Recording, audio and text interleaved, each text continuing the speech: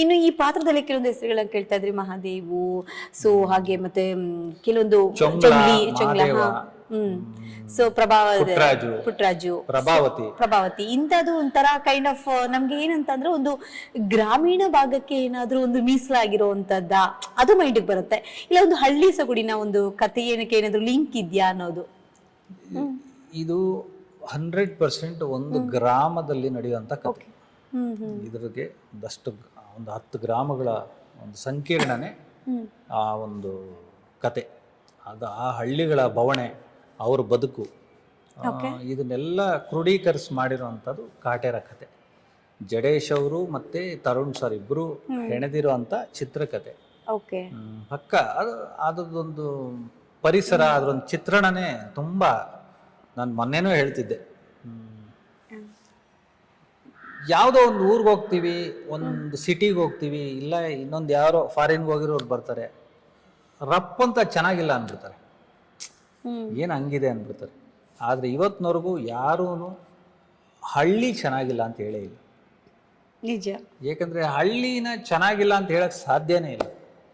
ಅಲ್ಲಿನ ಗಾಳಿ, ಅಲ್ಲಿನ ಒಂದು ಪರಿಸರ, ಈಗೀಗ ಒಂದು ಗ್ಲೋಬಲೈಸೇಷನ್ ಮತ್ತೊಂದರಲ್ಲಿ ಹಳ್ಳಿಗಳು ಸ್ವಲ್ಪ ತಮ್ಮ ಇದನ್ನ ಕಳ್ಕೊಂಡಿದ್ದಾವೆ. ಆದರೂ ತುಂಬ ಹಳ್ಳಿಗಳಾಗೆ ಉಳಿದಿದ್ದಾವೆ. ಓಕೆ, ಇದು ಒಂದು ರೈತರ ಬಗ್ಗೆ ಮೂಡಿ ಬಂದಂಥ ಚಿತ್ರ ಅಂತ ಕೇಳ್ತಾ ಇದ್ದೀವಿ. ರೈತರ ಬಗ್ಗೆ ಅಂದಾಗ ರೈತರು ಮಕ್ಕಳಿಗೆ ಇದರಿಂದ, ಅಥವಾ ರೈತ ಕಾರ್ಮಿಕರಿಗೆ, ರೈತ ಸಂಘಟನೆಗಳಿಗೆ, ಸೊ ಯಾರಿಗೆ ಹೆಚ್ಚು ಅನುಕೂಲ ಆಗುತ್ತೆ ಅಂತ ನಿಮ್ಗೆ ಅನಿಸ್ತಾ ಇದೆ? ಬಿಕಾಸ್ ಒಂದು ಮೆಸೇಜ್ ಕೊಡೋಕೆ ಹೊರಟಿದ್ದೀರಾ. ಈ ಒಂದು ಸಬ್ಜೆಕ್ಟಲ್ಲಿ ಒಂದು ಪ್ಯೂರ್ ಸೋಲ್ ಇದೆ, ಅದನ್ನೇನಂತಾರೆ ಆತ್ಮ ಇದೆ. ಅದು ಒಬ್ಬ ರೈತ ನೋಡಿದಾಗ ನಂದು ಅಂತಾನೆ, ಒಬ್ಬ ಜಮೀನ್ದಾರ ನೋಡಿದಾಗ ಹೌದು ಇದು ನಂದು ಅಂತಾನೆ, ಇನ್ನೊಂದು ಅಮ್ಮ ನೋಡಿದಾಗ ಇದು ನಮ್ದು ಅಂತದೆ. ಆದರೆ ಅವ್ರವ್ರ ಪಾಯಿಂಟ್ ಆಫ್ ವ್ಯೂನಲ್ಲಿ ಸಿದ್ಧಗೊಂಡಿರುವಂಥ ಚಿತ್ರ. ಅದೊಂದು ನಮ್ಮ ಸಾಯಿಲ್ ಇದೆ, ನಮ್ಮ ಮಣ್ಣು ಇದೆ, ಸೊಗಡಿದೆ, ಒಂದು ಪದ್ಧತಿ ಬರುತ್ತೆ, ಪ್ರೀತಿ, ಪ್ರೇಮ, ಗೌರವ, ಇದು ಈ ಎಲ್ಲರದ ಕ್ರೋಢೀಕರಿಸಿ ಮಾಡಿರೋಂಥ ಕತೆ. ಇದು ಯಾವುದನ್ನು ಒಂದು ಜಾನ್ರ ಅಂತ ಹೇಳಕ್ ಸಾಧ್ಯನೇ ಇಲ್ಲ. ಸೊ ಒಂದೇ ಜಾನ್ರಿಗೆ ಮೀಸಲಾಗಿಲ್ಲ ಇದು. ನಾವು ಅಂದ್ರೆ ಟೀಮು ತರುಣ್ ಸಾರು ಮತ್ತೆ ನಮ್ಮ ಟೀಮ್ ಎಲ್ಲ ಅದೊಂದು ಗೌಪ್ಯತೆಯನ್ನು ಕಾಪಾಡ್ಕೊಂಡೇ ಬಂದಿದೆ.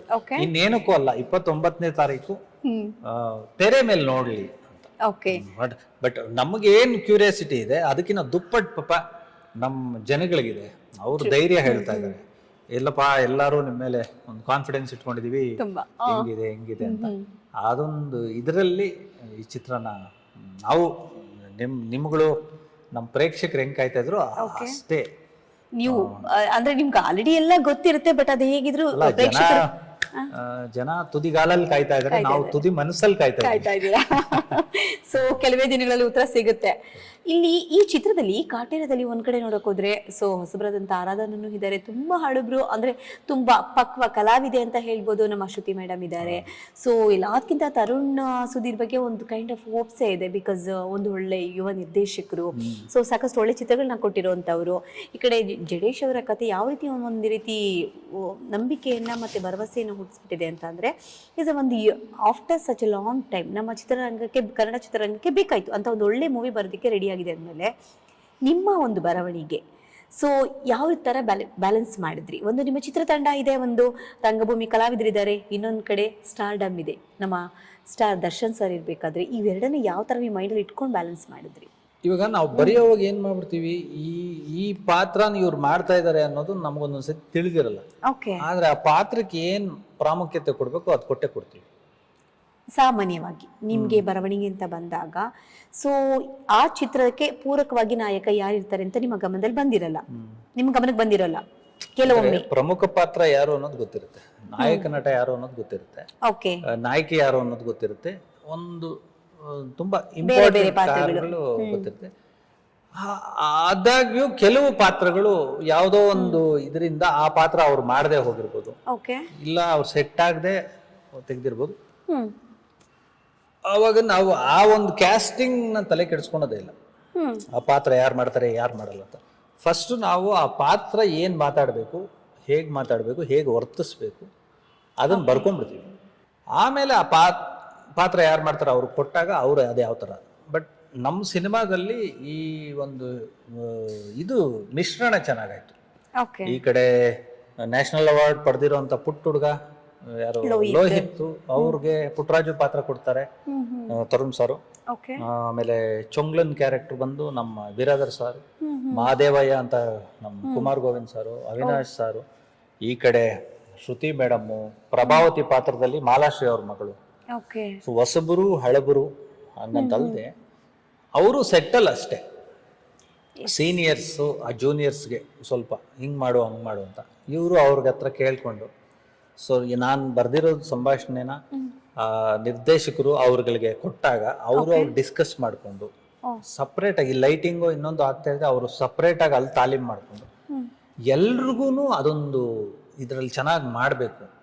ಪ್ರತಿ ಸಿನಿಮಾದಲ್ಲೂ ಪ್ರತಿ ಕಲಾವಿದ್ರಿಗೂ ಅದೊಂದು ಹಸಿವು ಇರುತ್ತೆ, ಆ ಕನ್ಸು ಕಾಣ್ತಿರ್ತಾರೆ. ನಮಗಿದು ವಿಶೇಷ ಅನ್ಸಿದೆ ಏನಂದ್ರೆ ಆ ಒಂದು ಇದಕ್ಕೆ ಹೋಗ್ಬೇಕಲ್ಲ. ಹಳ್ಳಿ ಅಂತ ಹೇಳಿದಾಗ ಅದನ್ನ ಗ್ರಾಮೀಣ ಭಾಗದ ಇದು ಅದೆಲ್ಲ ಮಾಡಿದ್ರು ಪಾಪ.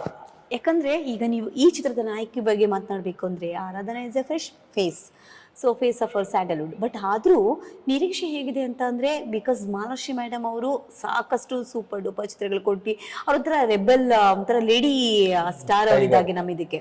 ಸೊ ಅಂಥದ್ದು 250-200ಕ್ಕೂ ಹೆಚ್ಚು ಚಿತ್ರಗಳನ್ನ ಮಾಡಿರುವಂಥವ್ರು. ಸೊ ಅಷ್ಟು ನಿರೀಕ್ಷೆನ ಮಗಳ ಮೇಲೆ ನಮ್ಮ ಚಿತ್ರರಂಗ ಇಟ್ಕೊಂಡಿದ್ದಾರೆ, ಹಾಗೆ ಪ್ರೇಕ್ಷಕರು ಕೂಡ ಇದೆ.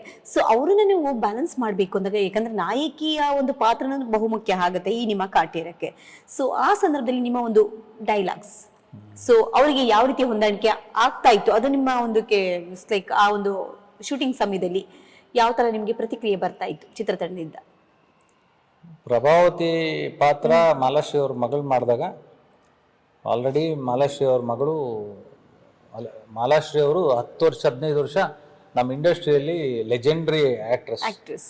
ಅದು ಮೇಲ್ ಡಾಮಿನೇಟಿಂಗ್ ಇಂಡಸ್ಟ್ರಿ. ಎಕ್ಸಾಕ್ಟ್ಲಿ. ಅಲ್ಲಿ ಒಂದು ರೂಲ್ ಮಾಡಿದ್ದ ನಾಯಕಿ. ಅಂಬರೀಷ್ ಅಣ್ಣ ಯಾವ್ದೋ ಇಂಟರ್ವ್ಯೂ ಹೇಳಿದ್ರು, ನಾವೆಲ್ಲ ಸಿಗ್ತಾ ಇದ್ವಿ ಕಣೋ, ಈ ಒಮ್ಮಂದು ಡೇಟ್ ಕಾದಿದೀವಿ ಅಂತ. ಸೊ ಅಂತ ಲೆಜೆಂಡ್ರಿ ಆಕ್ಟ್ರೆಸ್ ಮಗಳು. ಮತ್ತೆ ಅಪ್ಪ ನೋಡಿದ್ರೆ ಕೋಟಿ ರಾಮು ಅಂತ, ಕನ್ನಡ ಚಿತ್ರರಂಗದಲ್ಲಿ ಪ್ರಪ್ರಥಮ ಬಾರಿಗೆ ಕೋಟಿ ದಾಟಿಸಿದಂತಹ ಲೆಜೆಂಡ್ರಿ ನಿರ್ಮಾಪಕರು. ಸೊ ಅಂತವರ ಕುಡಿ ಆರಾಧನಾ. ಆದ್ರೆ ಯಾವುದೇ ಒಂದು ಅದೊಂದು ಯಾವ್ದು ತಲೆಲಿಲ್ದೆ ತಾನ್ ನಟಿ ಆಗ್ಬೇಕು, ಅದೊಂದು ಲೆಗೆಸಿ ನಮ್ಮ ಅಮ್ಮಂದು ನಮ್ಮ ತಂದೆದು ನಾನು ಕಾಪಾಡ್ಬೇಕು. ಅವ್ರ ಚಿತ್ರರಂಗದಲ್ಲಿ ಸಾಕಷ್ಟು ದುಡಿದಿದ್ದಾರೆ, ನಾವು ಅವ್ರ ಹೆಸರುಗಳನ್ನ ಇದು ಮಾಡ್ಬೇಕು ಅನ್ನೋ ಅದೊಂದು ಅರ್ಜಿದೆ ಅವಳಿಗೆ. ಮತ್ತೆ ಅದೃಷ್ಟ ಏನು ಅಂದ್ರೆ ಅವಳಿಗೆ ಫಸ್ಟ್ ಟೈಮೇ ದರ್ಶನ್ ಸರ್ ಜೊತೆ ಪೇರ್ ಆಗುವಂತ ಚಾನ್ಸ್ ಸಿಕ್ತು. ತರುಣ್ ಸರ್ ನಿರ್ದೇಶನ, ಇವರು ರಾಕ್ಲೈನ್ ಸರ್ ಪ್ರೊಡಕ್ಷನ್. ಸೊ ಇವರೆಲ್ಲರೂ ಒಟ್ಟು ಇದು ಆ ಒಂದು ಪ್ರತಿಭೆ ಈಚೆಗೆ ಬರುತ್ತೆ. ಅದೆಲ್ಲ ಓಕೆ, ಎಲ್ರು ಅವ್ರು ಶಿಫಾರಸ್ ಮಾಡಿದ್ರು, ಇವರು ಸೆಲೆಕ್ಟ್ ಮಾಡಿದ್ರು, ಆಡಿಷನ್ ಮಾಡಿದ್ರು, ಮತ್ತೊಂದು ಮಾಡಿದ್ರು, ಎಲ್ಲದ್ರಲ್ಲೂ ಓಕೆ. ಬಟ್ ಬಂದಾದ್ಮೇಲೆ ಪ್ರಭಾವತಿ ಪಾತ್ರದಲ್ಲಿ ಮಾಡ್ಲೇಬೇಕು, ಇವರೆಲ್ಲರ ಇದನ್ನು ಮುಟ್ಲೇಬೇಕು ನಿರೀಕ್ಷೆನ. ಆ ಹುಡುಗಿ ಮಾಡ್ತು. ಫಸ್ಟ್ ದಿನದ ಸೀನೆ ದರ್ಶನ್ ಸರ್ಗೆ ಮಚ್ಚಿಡೋ ಅಂತದ್ದು. ಅಂದ್ರೆ ನೆಗೆಟಿವ್ ರೋಲ್ ಅಂತಲ್ಲ, ಅದೊಂದು ಫನ್ ಎಲಿಮೆಂಟ್ ಬರುತ್ತೆ, ಫನ್ ಎಲಿಮೆಂಟ್ ತರ ಬರುತ್ತೆ. ಬಟ್ ಅದನ್ನ ಎಷ್ಟು ಅಚ್ಚುಕಟ್ಟಾಗಿ ಮಾಡಿದ್ರು, ಆ ಎಮೋಷನ್ ಅಲ್ಲಿ ಆಮೇಲೆ ಕನೆಕ್ಟ್ ಆಗುತ್ತೆ. ಒಂದೊಂದು ಮೊಮೆಂಟ್ ಅಲ್ಲಿ ಆ ಇಡೀ ಕತೆ ಪ್ರಭಾವತಿ ಮೇಲೆ ಬರುತ್ತೆ, ಸರಿ ತೂಗ್ಸುತ್ತೆ. ಆದ್ರೆ ಅದೊಂದು ಕತೆ ಒಬ್ಬರ ಮೇಲೆ ಇರುತ್ತೆ ಅಂತ ಹೇಳ್ತಿಲ್ಲ ನಾನು, ಒಂದ್ ಮೊಮೆಂಟ್ ಅಲ್ಲಿ ಬರುತ್ತೆ. ನಿಮ್ಮ ಸಂಭಾಷಣೆಗೆ ನ್ಯಾಯ ಒದಗಿಸುವಂತಹ ಕೆಲಸವನ್ನ ಆರಾಧನಾ ಮೊದಲ ಫಸ್ಟ್ ಅಟೆಂಪ್ಟ್ ಅಲ್ಲಿ ಗಿಟ್ಟಿಸ್ಕೊಂಡಿದ್ದಾಳೆ. ಫಸ್ಟ್ ಅಟೆಂಪ್ಟ್ ಎಲ್ರಿಗೂ ಅದೊಂದು ಕುತೂಹಲ, ಮಾಲಾಶ್ರೀ ಅವ್ರ ಮಗಳಂತೆ ಅಂತ. ಅಲ್ಲೆಲ್ಲೋ ಶೂಟಿಂಗ್ ನೋಡ್ತಾ ಇರೋರು ಕೂಡ ಯಾರ ಹುಡುಗಿ ಅಂದ್ರೆ ಹೆಸರು ಕೂಗ್ತಾ ಇಲ್ಲ, ಮಾಲಾಶ್ರೀ ಮಗಳಂತೆ. ಆರಾಧನಾ ಅಲ್ಲ, ಮಾಲಾಶ್ರೀ ಮಗಳ. ಬಟ್ ಆ ಹುಡುಗಿ ಇವ್ರ ಅಮ್ಮ ಮಾಲಾಶ್ರೀ ಅಂತೆ ಅನ್ನೋ ಮಟ್ಟಕ್ಕೆ ಹೆಸರು ಮಾಡ್ಕೊಳ್ಳಿ. ಮಾಡ್ತಾಳೆ. ಓಕೆ. ಸೊ ಈಗ ಪ್ರಭಾವತಿ ಮತ್ತೆ ಆರಾಧನಾ ಮೊದಲ ಚಿತ್ರದಲ್ಲಿ ಇಂಥ ಒಂದು ಮೆಸೇಜ್ ಓರಿಯೆಂಟೆಡ್ ಮತ್ತೆ ಆ ಒಂದು ಸ್ಟಾರ್ಡಮ್ ಇರುವಂತಹ ಒಂದು ಚಿತ್ರದಲ್ಲಿ ನಟಿಸ್ಬೇಕಾದ್ರೆ ಆರಾಧನಾ ಅವರ ಒಂದು ಕೈಂಡ್ ಆಫ್ ರಿಯಾಕ್ಷನ್ ಹೇಗಿತ್ತು? ಬಿಕಾಸ್ ಅಲ್ಲಿ ಭಯ ಇತ್ತಾ, ಅಥವಾ ನಾನೇನಾದ್ರೂ ಹೊಸದೇನಾದ್ರೂ ಕೊಡಬೇಕು, ಅಮ್ಮನ ನಿರೀಕ್ಷೆ ನಾನು ಫುಲ್ಫಿಲ್ ಮಾಡಬೇಕು ಅನ್ನೋ ಒಂದು ಅರ್ಜಿ ಇತ್ತ, ನೀವು ಹೇಳ್ದಾಗೆ ತುಡಿತಾ ಇತ್ತ, ಹೇಗೆ? ಅದು ದರ್ಶನ್ ಸರ್ ಒಂದ್ 2-3 ಇಂಟರ್ವ್ಯೂಗಳಲ್ಲಿ ಹೇಳಿದ್ದಾರೆ, ಕಲಾವಿದ್ರ ಮಕ್ಕಳಿಗೆ ಅದೊಂದು ಶಾಪನಮ್ಮ, ನಮ್ಮನ್ನ ಹಿಂಗೆ ಫಿಕ್ಸ್ ಮಾಡ್ಬಿಡ್ತಾರೆ, ಇವ್ರ ಅವ್ರ ಮಗ ಅವ್ರ ಅಪ್ಪನ ತರ ಏನಾಗಲ್ಲ ಇವನು, ಇಲ್ಲ ಅವ್ರ ಅಪ್ಪನ್ ಹಂಗೆ ಮಾಡ್ಬಿಡ್ತಾರೆ ಅನ್ನೋದಿತ್ತು. ಅದನ್ನ ಮೆಟ್ಟಿ ನಿಂತವರು ದರ್ಶನ್ ಸಾರು, ಶಿವಣ್ಣ, ದೊಡ್ಡ ದೊಡ್ಡವರು ಇವರು ಅವರೆಲ್ಲ. ಹೌದು. ಆ ಒಂದ್ ನಿಟ್ಟಿನಲ್ಲಿ ಈ ಹುಡುಗಿಗೆ ಪಾಪ ಶಿವರಿಂಗ್ ಇತ್ತು. ಫಸ್ಟ್ ಟೈಮ್ ಏಕಾಏಕಿ ಅಷ್ಟು ಜನದ ಮುಂದೆ ಆಕ್ಟ್ ಮಾಡೋದು, ದೊಡ್ಡ ಬ್ಯಾನರ್ ಅಲ್ಲಿ ಕೆಲಸ ಮಾಡೋದು, ಒಂದು ಇದ್ದಿದ್ದೇ ಇರುತ್ತೆ, ಭಯ ಇರುತ್ತೆ, ಒಂದು ಸಣ್ಣ ಶಿವರಿಂಗ್ ಇತ್ತು ಅಷ್ಟೇ. ಓಕೆ. ಪ್ರತಿಯೊಬ್ಬರು ಹೀರೋಯಿನ್ ಅಂತ ಅಂದ್ರೆ ಫ್ರೆಶ್ ಫೇಸ್ ಅಂತ ಬಂದಾಗ ಸೊ ಆ ಫೇಸ್ ಯಾವಾಗಲೂ ಯೋಚನೆ ಮಾಡೋದೇನು ಗ್ಲಾಮರಸ್ ಆಗಿ ಮೊದಲ ಚಿತ್ರದಲ್ಲಿ ಮಿಂಚಬೇಕು ಅನ್ನೋದು ಎಲ್ಲರ ಬಯಕೆ ಕೂಡ ಇರುತ್ತೆ. ಬಟ್ ಆರಾಧನೆಗೆ ಪ್ರಭಾವತಿ ಪಾತ್ರ ಸಿಕ್ಕಿದ್ದು ಅವ್ರಿಗೆ ಅದು ಖುಷಿ ತಂದು ಕೊಡ್ತಾ? ದಟ್ಸ್ ಕ್ವಶನ್ ಬಂದೇ ಬರುತ್ತೆ. ಯಾಕಂತಂದ್ರೆ ಆ ಒಂದು ಗ್ಲಾಮರ್ ಫೀಲ್ಡ್ ಅಲ್ಲಿ ಸೊ ಇಂಥ ಒಂದು ಪ್ರಭಾವತಿ ಪಾತ್ರವನ್ನು ಅವರು ಹ್ಯಾಂಡಲ್ ಮಾಡಿದಾಗ ಆ ಒಂದು ಸಂತೃಪ್ತಿ ಅವರಲ್ಲಿ ಇತ್ತ?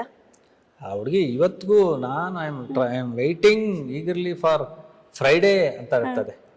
ತುಂಬಾ ಅದೊಂದು ಜೋಶ್ ಇತ್ತು ಆ ಹುಡುಗಿಗೆ. ಭಯ ಫಸ್ಟ್ ದಿನ 2 ದಿನ ಇತ್ತು. ಆಮೇಲೆ ದರ್ಶನ್ ಸರ್ ಯಾವಾಗ ಮಾಡಿ ಹಿಂಗ್ ಮಾಡಿ ಹಂಗ್ ಮಾಡು ಅಂತ, ಮತ್ತೆ ದರ್ಶನ್ ಸರ್ ಚಾಕ್ಲೇಟ್ಸ್ ಕೊಡೋರು,